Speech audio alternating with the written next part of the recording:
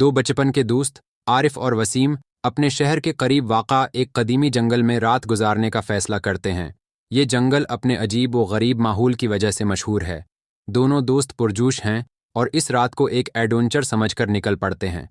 आरिफ और वसीम जंगल में चल रहे हैं।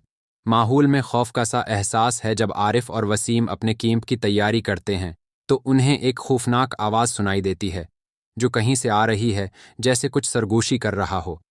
माहौल में सर्दी बढ़ जाती है और ऐसा लगता है जैसे हो कोई उनका पीछा कर रहा हो। आरिफ और वसीम आग के गर्द बैठे हैं और अचानक हुआ में एक सरगोशी की आवाज़ आती है। आरिफ की आंखों में खौफ है और वो अर्द-गिर्द है देखते हैं। रात के अंधेरे में जब सब कुछ खामोश होता है, आरिफ और वसीम हैं। एक प्रसरार साया देखते हैं जो उनके कैंप के करीब खड़ा होता है। वो साया एक इंसान की शक्ल में है, मगर उसकी आंखें खाली हैं और जिस्म हड्डियों की तरह पतला नजर आ रहा है। वसीम, जो कुछ देर पहले सो रहा था, आरिफ के झटके से जागता है। आरिफ और वसीम खौफ के मारे कैंप छोड़कर दौड़ने लगते हैं। वो जंगल की गहराई में मजीद खो जाते हैं और इस प्रसरार साया का ताक़ब शुरू हो जाता है। दोनों दोस्त जंगल में दौड़ते हैं। उनके कदमों की आवाज़ गूंज रही है। उनके पीछे वो साया आहिस्ता आहिस्ता उनके करीब आ रहा है। हर कदम के साथ माहौल और भी भारी होता जाता है और खौफ में इजाफा होता है। आखिरकार आरिफ और वसीम एक पुराने खंडरात तक पहुंच जाते हैं जहां उन्हें एक कदीम कतबा मिलता है।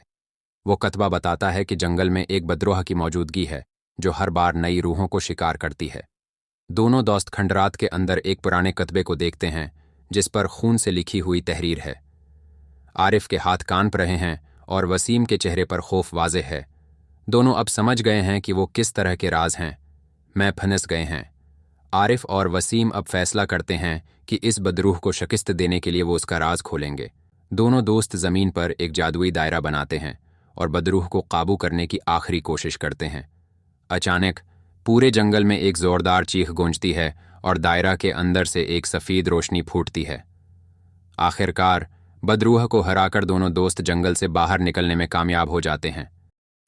हाँ तो गाइस, कैसी लगी आपको ये स्टोरी? अगर अच्छी लगी हो तो वीडियो को लाइक करो, चैनल को सब्सक्राइब करो। आगे भी इस तरह की स्टोरीज, कार्टून्स आती रहेगी। तब तक के लिए बाय बाय। ओके।